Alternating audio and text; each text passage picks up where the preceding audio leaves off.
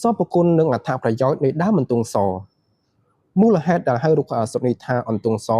ដោយសារតែឫសនៃរុក្ខឱសថនេះមានលក្ខណៈស្រដៀងទៅនឹងសត្វអន្ទង់ពណ៌សគឺឫសមានពណ៌សវែងស្រដៀងទៅនឹងសត្វអន្ទង់ភក់ម្យ៉ាងទៀតរុក្ខជាតិប្រភេទនេះមានឫសធំតែមួយគត់ឫសដើមអន្ទង់សកាន់តែមានអាយុច្រើនឆ្នាំក៏កាន់តែដុះវែងពេលខ្លះអាចមានប្រវែងដល់ទៅជាង2ម៉ែត្រឯណោះឬមានរសជាតិល្វីងពុលស្រវឹងតិចតួចប្រើជាឱសថរុក្ខជាតិសម្រាប់ព្យាបាលជំងឺដើមអន្ទង់សចាត់ជារុក្ខជាតិមានគុម្ពដើមតូចៗឈរត្រង់មានកម្ពស់ចាប់ពី1ម៉ែត្រទៅ10ម៉ែត្រសម្បកដើមមានពណ៌ត្នោតជារុក្ខជាតិចូលចិត្តកម្ដៅថ្ងៃទឹកនិងសំណើមច្រើនដុះលូតលាស់ល្អនៅលើដីគ្រប់ប្រភេទឃើញដុះជាទូទៅនៅតាមព្រៃចម្រុះព្រៃស្រោងស្ងួតព្រៃស្រោងមានសំណើមនិងព្រៃផ្ចឹករាំងដែលមានរយៈកម្ពស់នីវ៉ូទឹកសមុទ្ររហូតដល់ប្រវែង700ម៉ែត្រសពគុណនៃដើមអន្ទង់សក្លឹមនិងឫសដើមអន្ទង់សប្រើជាថ្នាំពៅកម្លាំងបំប៉នរាងកាយមនុស្សដើរព្រៃនិយមខ្លាំងណាស់ព្រោះជួយធ្វើឲ្យរាងកាយរឹងមាំមិនអស់កម្លាំងជួយព្យាបាលការឈឺចាប់ការពារនិងព្យាបាលជំងឺគ្រុនចាញ់ដោយយកក្លឹមដើមឬមកដាំទឹកផឹកមួយថ្ងៃ3ទៅ4ដងមុនពេលចូលដំណេកជាថ្នាំពៅកម្លាំងដ៏ល្អជួយបំប៉នសមត្ថភាពផ្លូវភេទធ្វើឲ្យលំហូរឈាមរត់កាន់តែល្អប្រសើរ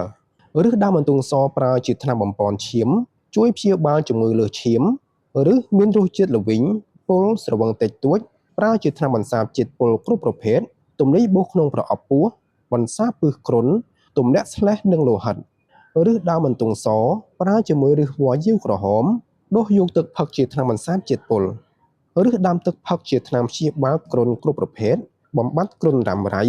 ជាថ្នាំបញ្ចុះកម្ដៅព្យាបាលគ្រុនចាញ់តាមរូបមន្តឱសថបុរាណឲ្យយកឫសស្ងួតប្រហែល8ទៅ15ក្រាមឬមួយក្តាប់ដៃមកដាំទឹកផឹកមុនពេលទទួលទានអាហារមួយថ្ងៃ2ដងព្រឹកនិងល្ងាចប្រើជាថ្នាំបំបត្តិគ្រុនក្តៅឲ្យយកឫសស្ងួតហាន់ជាដុំតូចៗប្រហែលមួយក្តាប់ដៃដាំទឹកផឹកមុនទទួលទានអាហារពេលព្រឹកនិងពេលល្ងាចសម្បកដើមអន្ទង់សយកមកស្ងោរផឹកគឺជាថ្នាំព្យាបាលគ្រុនក្តៅនិងគ្រុនញាក់ឬជួយបណ្ដេញញើសឬដើមទឹកផឹកជួយព្យាបាលជំងឺរបេងដំណាក់កាលហើមខ្លួនព្យាបាលជំងឺពេះសម្បកឬអន្ទង់សប្រើបំពងជាថ្នាំបំបត្តិអាការៈឈឺក្បាលឬជួយព្យាបាលការឈឺបំពង់កឬអន្ទង់សជួយព្យាបាលជំងឺពោះកដោយដុសលាយជាមួយទឹកក្រូចឆ្មាអំបិលក្រួសបន្ថែមទឹកស្អាតដាក់ទៅក្នុងដបទទួលទានជំនួសទឹកធម្មតាប្រមាណរយៈពេល2ខែអាការៈពោះកនឹងសះស្បើយបន្តិចម្ដងរហូតរាប់បាត់ជាធម្មតាឬអន្ទង់សជាថ្នាំជួយបណ្ដេញខ្យល់ឬប្រើដុសជាមួយទឹកកំបោរជាថ្នាំព្យាបាលអាការៈឈឺពោះធ្ងន់ធ្ងរបណ្ដាលពីជំងឺក្រពះឬរលាកក្រពះធ្ងន់ធ្ងរជួយបំបត្តិរាគមួលមានសម្បោរមានឈាមឬជួយបំបត្តិការទល់លាមកជួយព្យាបាលបួសក្នុងពោះបួសសួតប្រើឬអន្ទង់សទំពាលេបឬយកមកស្ងោរផឹកមុនទទួលទានអាហារពេលព្រឹកនិងល្ងាចក៏បានឬប្រើជាថ្នាំទម្លាក់ព្រួនឬអន្ទង់សលាយជាមួយត្រួយល្ងៀងនិងមើមស្មៅក្រវ៉ាញជ្រូកស្ងោរផឹកជាថ្នាំបញ្ចុះទឹកនោមសម្បកដើមអន្ទង់សដាំទឹកផឹកព្យាបាលជំងឺនោមទាស់នៅប្រទេសម៉ាឡេស៊ីប្រើឫសដើមអន្ទង់សជាថ្នាំបង្កើនសមត្ថភាពផ្លូវភេទនិងជាថ្នាំបំប៉នកម្លាំងក្រោយពេលសម្រាលបុត្រឬជួយបំបត្តិខ្ទុះនិងទឹករងាឬស្រស់បុកបំពកព្យាបាលដំបៅខ្លាយព្យាបាលបោសដំបៅខ្លាយរ៉ាំរ៉ៃប្រើឫសដើមអន្ទង់សដុសលាយជាមួយទឹកកំបោរលាបកន្លែងដែលមានបញ្ហាដើមនិងឫសដាំទឹកផឹកឬត្រាំទឹកងូតបំបត្តិកន្ទួលរមាស់បណ្ដាលមកពីប្រតិកម្មអាកាសធាតុឬពីការប្រតិកម្មសារធាតុគីមីឬព្យាបាលជំងឺស្បែកកើតឡើងពីការឆ្លងមេរោគឬជួយបន្ថយអាការៈរមាស់ក្រហាយនៅលើស្បែកឬអន្ទង់សប្រើជាថ្នាំបន្សាបពឹសគ្រប់ប្រភេទពឹសសត្វតិចឬខាំឬព្យាបាលឈឺចង្កេះឈឺខ្លួនប្រាណឈឺសន្លាក់បំបត្តិហើមព្យាបាលរាគមួលឬជួយព្យាបាលជំងឺខ្វិនលើសពីនេះអន្ទង់សមានសរពគុណជាច្រើនទៀតដូចជាមានគុណសម្បត្តិព្យាបាលប្រតិកម្មផ្សេងប្រឆាំងកោសិកាមហារីកប្រឆាំងវីរុសផ្សេងសម្រាប់មេរោគម៉ាឡារីនិងជំងឺលើសឈាមដែលជាទីពេញនិយមនៅប្រទេសម៉ាឡេស៊ីចំណុចគួរប្រុងប្រយ័ត្ននៅពេលប្រើរុក្ខាសុទ្ធពីដើមអន្ទង់ស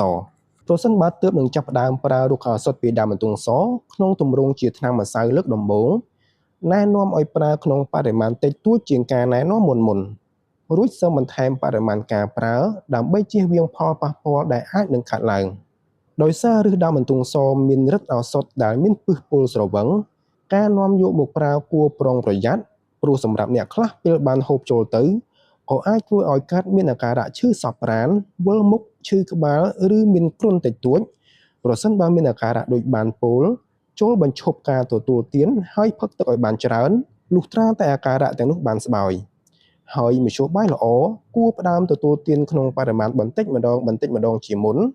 រួចសូមបង្កើនបរិមាណទៅតាមការណែនាំការប្រើជាថ្នាំបង្កើនសមត្ថភាពផ្លូវភេទវិញនោះមិនគួរប្រើម្សៅថ្នាំលើសពី1ក្រាមឬ1000មីលីក្រាមក្នុងមួយថ្ងៃហើយក៏មិនគួរប្រើជាប់គ្នារយៈពេលលើសពី1ខែនោះដែរតែចូលប្រើនិងបញ្ឈប់ក្នុងរយៈពេលស្មើគ្នាការប្រើក្នុងបរិមាណច្រើនពេកនិងជាប់គ្នារយៈពេលយូរនឹងបង្កឲ្យមានផលប៉ះពាល់នៃអេនដ្រូជិនធ្វើឲ្យរីកតម្រង់នោមនិងធ្វើឲ្យមានអាការៈគេងមិនលក់បានបើទោះបីរុក្ខឱសថជាច្រើនមុខអាចនាំយកមកត្រាំស្រាដើម្បីធ្វើជាថ្នាំពៅកម្លាំងក្តីតែសម្រាប់ដើមអន្ទង់សមិនគួរនាំយកមកត្រាំស្រារួចទទួលទាននោះទេដោយសារមានសារធាតុអាល់កាឡាំងដែលមានជាតិពុលសារធាតុប្រភេទនេះអាចរលាយបានយ៉ាងល្អនៅក្នុងទឹកអាល់កុល